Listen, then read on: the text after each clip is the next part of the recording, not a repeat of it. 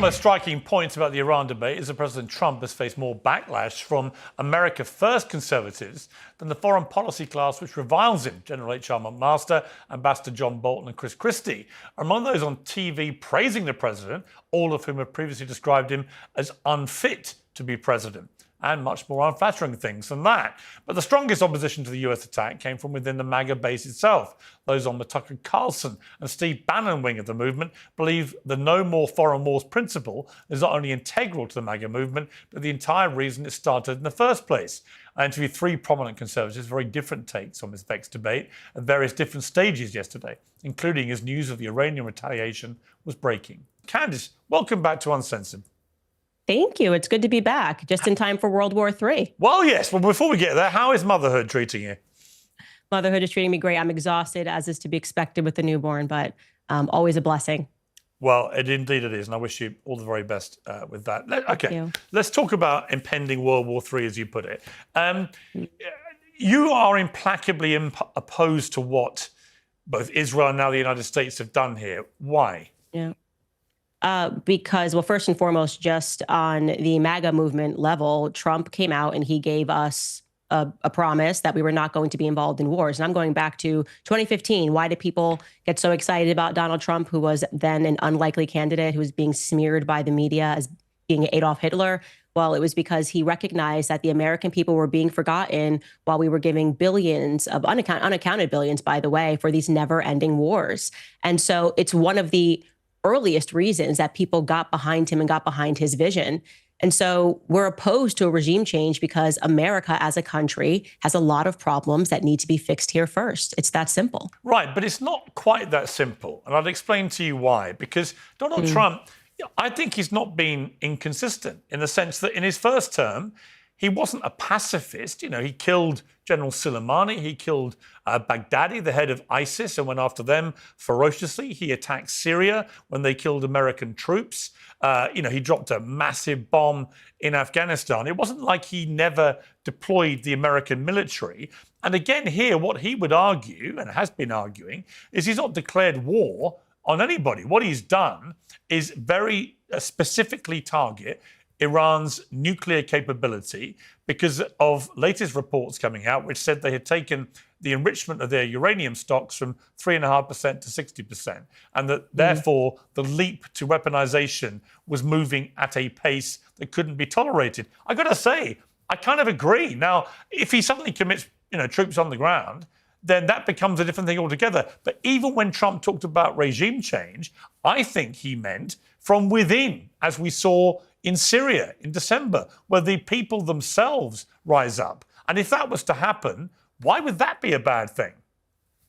Okay, so you're asking a lot of questions here. So first and foremost, the idea that you have to formally declare war on like a piece of paper in order for war to happen is a little bit ridiculous. I mean, he dropped bombs. He dropped bombs in Iran. So yes, we are a part of this war, whether we like it or not. Iran is now speaking and saying that they're going to shut down the Hormuz Strait. There's going to be impact on oil. Why would they do that? Why would they do that when the main victim of doing that would be Iran? I mean, 50% of China, of the traffic of stuff through there is for China, which is one of their allies.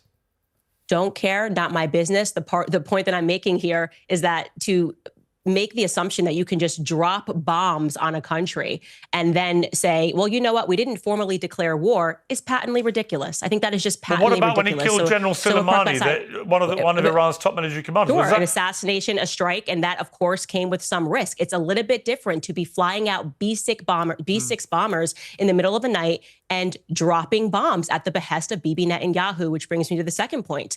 The reason that America wants a regime change in Iran is because Bibi Netanyahu is demanding it. And that answers the question as to why there is this split in the MAGA movement. What we are seeing right now is the infiltration of Israel first people, the neocons, people who have always wanted never-ending wars, and the people who have recognized that following Israel's foreign policy initiatives has led to America being on the decline. And so that's where I stand. I am with the MAGA people who grew up, I call us like, Generation 9/11, who were told that America was going to be rendered safer, cleaner. All we had to do was agree to go to, well, ironically, war with Iraq because of weapons of mass destruction. It's all of the same rhetoric dating back to 9/11, all of the same tactics of trying to smear people who are against this war as supporting jihadists. It is not my business to affect a regime change in Iran. It's simply not our business. It doesn't impact us one way or the other. And we also are completely done with the idea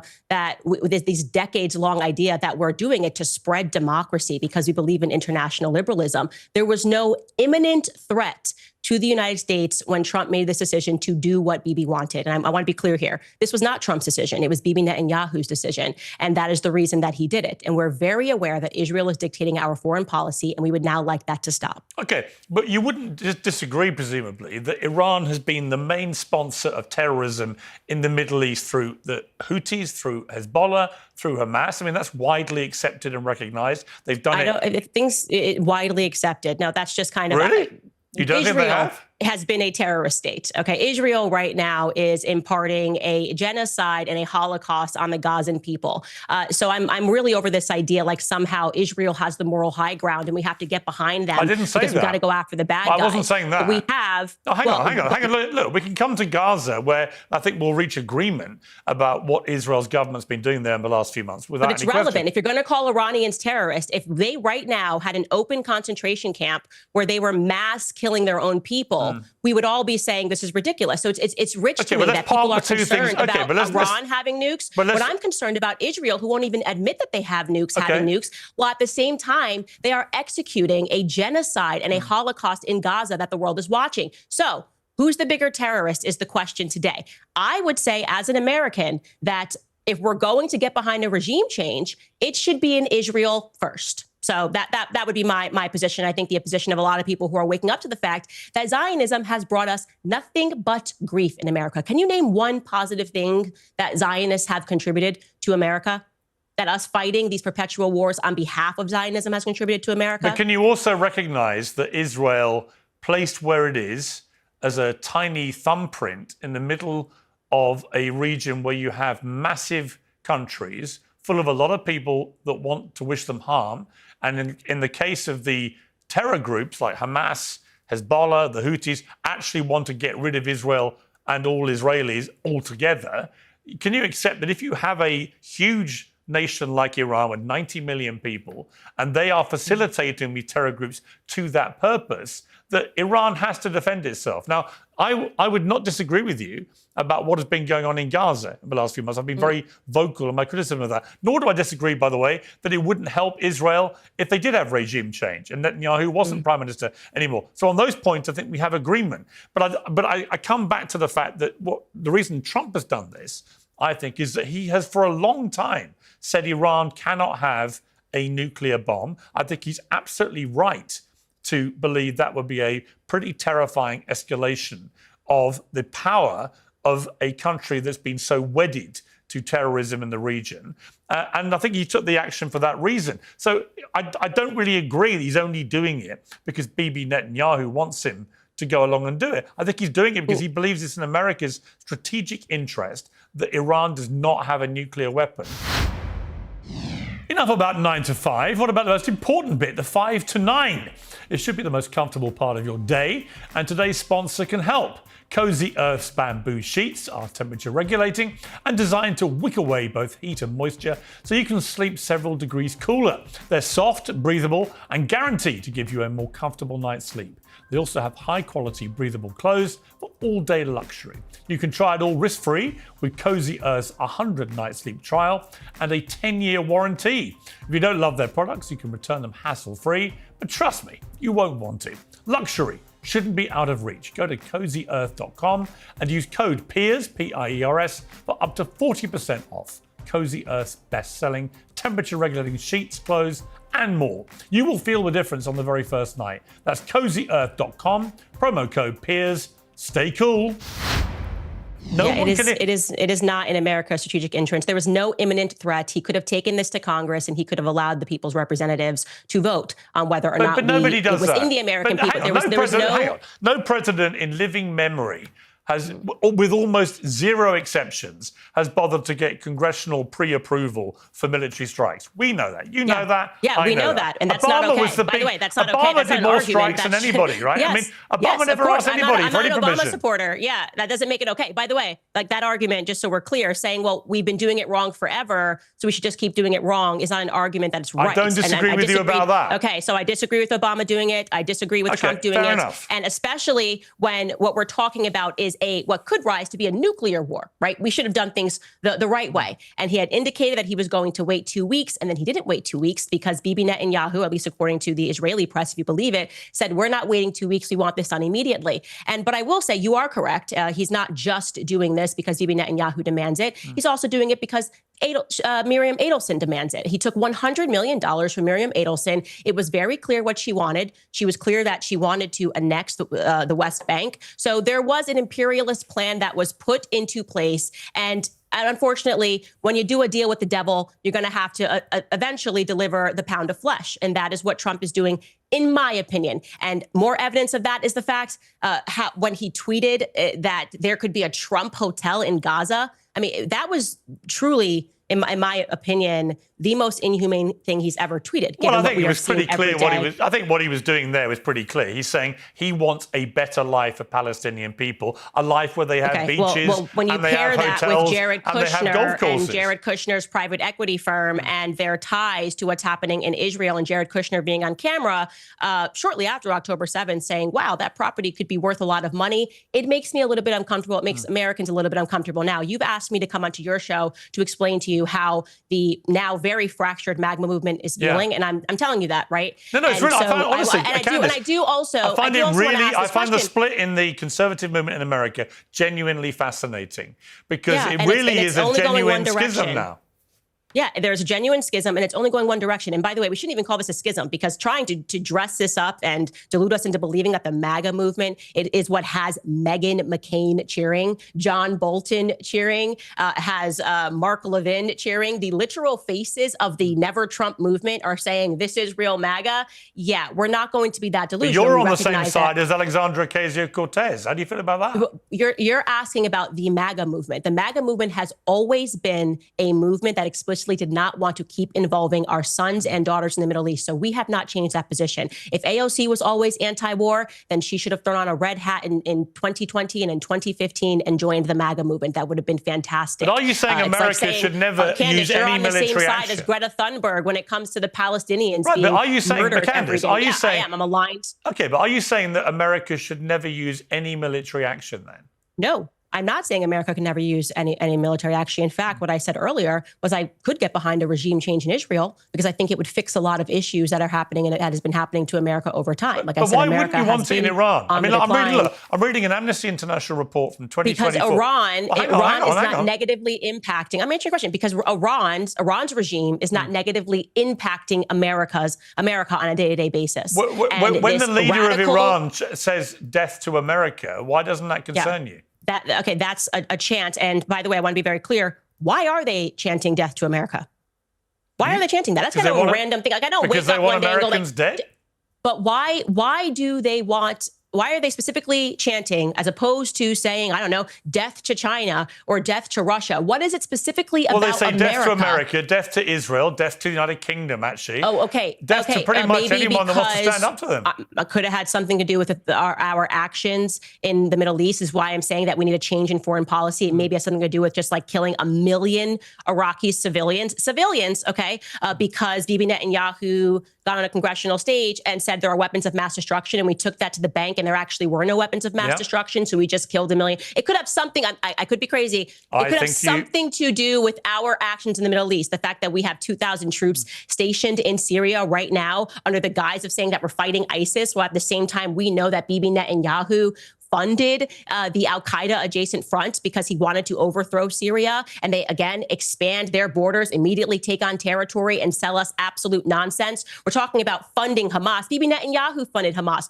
There is footage of Bibi Netanyahu saying this stuff on camera. So it's just so ridiculous to me to pretend that they're in some predicament, that they may be eradicated soon, which is why they have to keep funding all of these terrorist groups and then pretending that they're victims of terror, when in fact they are the people that are imparting it worldwide. You know, I just think that, like I said, Generation 9/11 has grown up, and I think that our eyes are very clear here, and we recognize that our relationship with Israel has become increasingly problematic, and it always was problematic. So I'll again ask the questions, Piers. I'm asking you because we're having a conversation. Yeah. Name something positive that our Zionist AIPAC foreign policy has brought to America.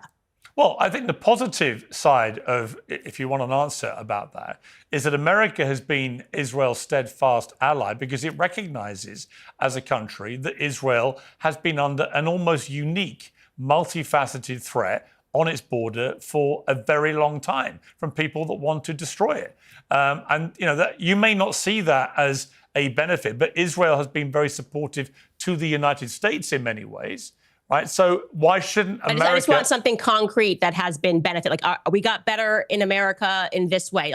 Just name something. Gas prices, just something that the average American can relate to. Well, you're not going to have a correlation between Zionism and gas prices in America. Of course, you're not. No, I'm just giving you an example. Just tell me one thing that tangible benefits. Because what your argument here is like, well, you get a pat on the back and you can say that you helped this country, which was formed in 1948 by pretending to be refugees, if you will, and being invited into the homes of Palestinians, the horrific story of what happened. Well, they weren't pretending to be refugees. They were people fleeing a Holocaust. Let's be clear. Let me finish my statement. What do you mean pretending to be refugees? Let me finish my statement. When I say pretending to be refugees and being invited into the home, you would think that these people were helpless and were going to be grateful to the people that hosted them. People like Muhammad Hadid, Bella Hadid and Gigi Hadid's father, who was an infant at this time in his mother's arms. She had just given birth. They had invited these refugees because of the goodness of their heart. And then one day they return home and their doors are locked and they are told that if you try to enter, you are going to be shot and killed.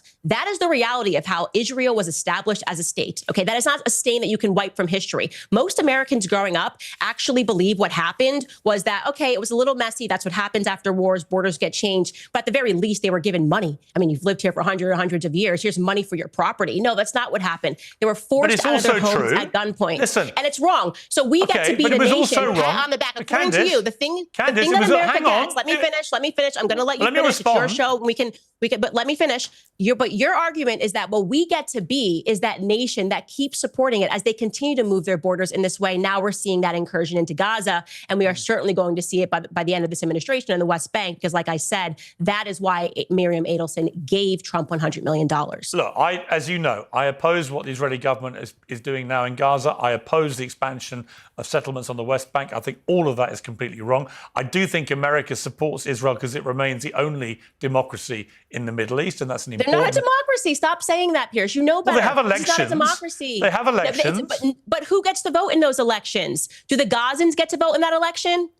Well, the Israelis get to vote in Israel, obviously. Okay, so you're basically saying America had a democracy, we had Israel laws ceded that said Black Americans couldn't, Black Americans Israel couldn't moved vote. out. It is indisputable that Israel moved out of Gaza in 2005, and there was an election, and Hamas got elected. Right now, I agree. That's because I agree with you. I agree with this. Bibi Netanyahu was on camera saying that they were going to fund Hamas into power. So they orchestrated that because they wanted to create the solution. I haven't finished.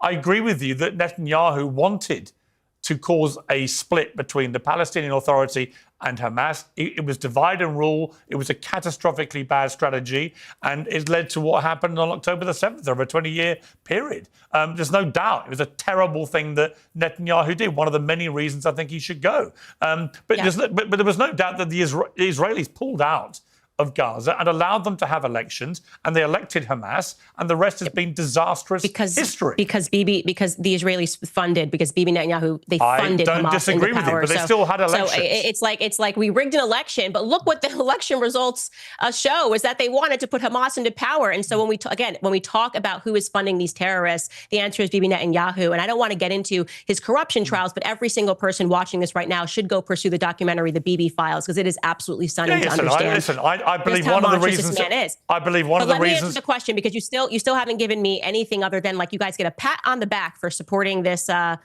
created nation in the Middle East. I also just like to say all of the bad things that we have gotten because of our continued relation with Israel. First and foremost, the open borders. And you can relate to this. People in the UK, they just can't seem to connect the dots. All right. Oh my gosh, what's happening here? Let me get a word in. But I want to say this.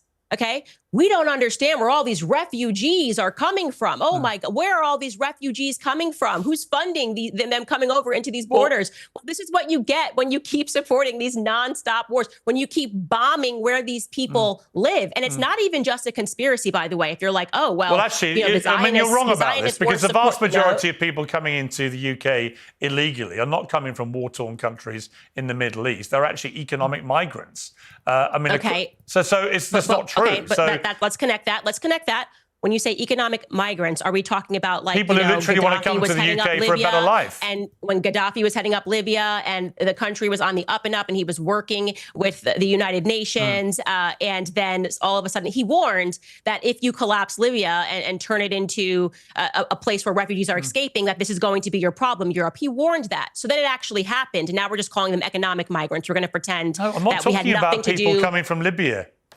Okay, where are you speaking about? Well, for example, I think it was last year, a third of all the people who came into the UK on the border on the small boats illegally, it turned out were young economic migrant males from Albania, which last time I checked, we hadn't invaded. So look, let me pull you back to something you said, which has caused a lot of controversy, which is this issue of dishonorable discharge. Let's take a listen. I do believe that if war in Iran is on the agenda, and that appears so, get dishonorably discharged. Who cares? Who cares? Why should you go die in a foreign land? You now have the benefit of 2020. You can think about those men and those women who died because they were pitched that they were serving their country because there were weapons of mass destruction, right? They were serving their country because the Taliban, they were serving their country, whatever, and these people gave up their lives. And ask yourselves, for what? And the answer to that question is for the elites. They're like toy soldiers. When you said that, were you aware of the repercussions if people dishonorably discharged? So just to put this into context, this is like the Q&A, live Q&A portion at the end of my show. And being facetious, but also being completely honest, that they should begin to consider, and that was somebody asking, what should we do? Like, should we leave the military? Because they also do you regret are recognizing that? No, I don't regret saying that. I don't regret you know the repercussions if you do discharge dishonorably. Okay, well, I would imagine that the people that are in the military who were going to, if they were going to listen to my podcast and they were going to dishonorably discharge, that they would know the consequences. So it's completely ridiculous. And again, we see this over and over again where people can't answer the broader questions. They try to suddenly peg in, well, you said this one thing. No. The broader conversation that we are having. Candace, it's not a small thing. No, let me finish. Let me finish. You're basically you're encouraging US servicemen and women to dishonorably discharge. You play a clip, and I'm trying to answer it. You know, you can't do that. You ask a question. Well, you're trying to downplay it, and I'm responding. No, I am. No, you're trying to upplay it. Is what the issue is. This is exactly. I'm just repeating what you said. No, you're not. You're playing what I said, and I'm responding to it and telling you that the broader piece of that conversation, when you have troops that are now asking that question, is they are recognizing that America is in steep decline, that our military comes back and they are treated like dirt, that a lot of these men, and we're talking about decades, white American males come back and they're told that they're racist and they're treated like crap, that they're white supremacists, that they have a different vision for this country. So why are they dying in these overseas wars for Bibi Netanyahu? Okay, and let me again try to answer that question that I asked you at the beginning, which is, what has Zionism won America? I'm not what keep have coming these back never to the same thing. No, let me finish. Why won't you let me answer that?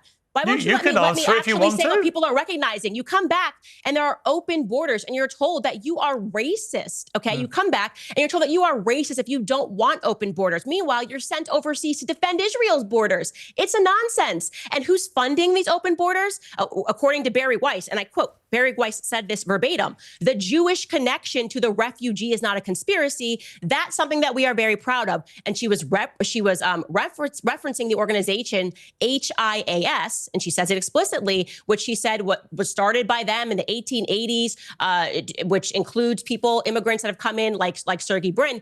They are still the organization that is operating at our border right now, okay? That is problematic that we have open borders while we continually and routinely are told that we have to defend somebody else's borders, okay? And again, these never-ending wars in the Middle East at the behest of Israel. Bibi Netanyahu is the one that called for Americans to invade Iraq, Libya, Syria, Afghanistan, and now Iran, and we've done it. We're told Israel can defend itself, okay? So, but why do we have currently 2,000 troops that are in Syria under the guise of fighting ISIS? And like I said, we know Israel themselves fund terror-adjacent militants like they did to overthrow Assad. And we're done with the BS of, okay, well, they weren't really involved, Israel in Afghanistan, because even when we fight those never-ending wars, Israel wins. Everybody knows that our boys were out there in Afghanistan guarding poppy fields, okay? And do you know what happened after we allegedly, quote unquote, lost in Afghanistan? What happened to all those poppy fields, those poppy flowers that our military was guarding? Well, the opioid crisis hit America via the Sackler family, who quite literally built the School of Medicine at Tel Aviv University. So we're just done, okay? And there's no way that we're going to go backwards. We're not going to allow you guys to emotionally condition us to go, oh, well, we got to protect Israel because of the Holocaust. It is over. They're imparting a Holocaust. America would like off this crazy train. Okay, for the benefit of viewers who don't know what I was talking about, under the Uniform Code of Military Justice, Article 90, dishonourable discharge can result in forfeiture of all pay and allowances up to 5 years confinement, which is a pretty heavy penalty to pay. Yeah, I'd want my kids to go to jail before they fought for Israel. I'll say that honestly. Okay, I would. I have 3 sons, and I'm going to be honest with you, Piers. I'm glad you told me that consequence. I'd take that consequence any day to them being sent back over in a coffin because they died for Israel. So. Okay, but I think the one thing you're missing, look, I come from a big military family, a lot of military in my family, and a lot of people fighting wars on behalf of the United States are not doing it because they think Bibi Netanyahu wants them to. They're doing it because some of them do that, and they write into my show and I answer the question. But many of them won't, and they might be offended by you suggesting that's the only reason they're doing it. And they can watch your show, and they can be offended all they want, but I think it's more offensive the way that our military is treated, the veterans are treated, and the gaslighting that takes place when we're told that we have to defend everybody's borders but our own. I actually think America treats its veterans better than almost any country in the world. I mean, this has always been an open conversation, and I'm just saying that if my boys were being drafted to fight this war in Iran, I would be like, you know what, honey, take the other option. And that's not because it's cowardice. It's because when you sign up for the military. Okay, but I would say that the pilots, you are so pledging far, that you are doing something that is going to better your country. But Candace, like I said, our country has been in steep decline since we have imparted this foreign policy, which is just whatever Israel wants. But you made that point. But what I would say to you is the only people so far that have been involved from the American military were the extraordinarily courageous and skillful pilots who flew these B-2 bombers and attacked the nuclear sites and got back safely. So there's been no troops on the ground committed at all, no declaration of war by the United States. We can quibble. Listen, I don't disagree with you. You bomb somewhere, you probably are at war with them. But there is no official declaration of war, just as Trump, when he took out Soleimani and Baghdadi and he attacked Syria and so on, he didn't declare war on those places. And actually, it turned out that the apocalyptic warnings of those actions never materialized. So we shall see. I can't let you go without asking. Let me ask you just quickly about the Tucker Ted Cruz debate. What did you make of that? Fantastic. It is finally the debate that needed to happen in America, because a part of this nonstop policy is this belief, as you said, Ted Cruz, that if we just do whatever Israel wants, that God's going to bless you. And it's quite ironic because it comes from Protestants, and their normal argument is that the reason why we had to have this fracture in the church was because of indulgences. Well, there's nothing more indulgent than I'm going to be blessed if I just do whatever Israel says. And so because we are finally having that spiritual conversation, which is more important, I suspect there's going to be major changes in the United States going forward. And that is why you're seeing this fracture in the base already.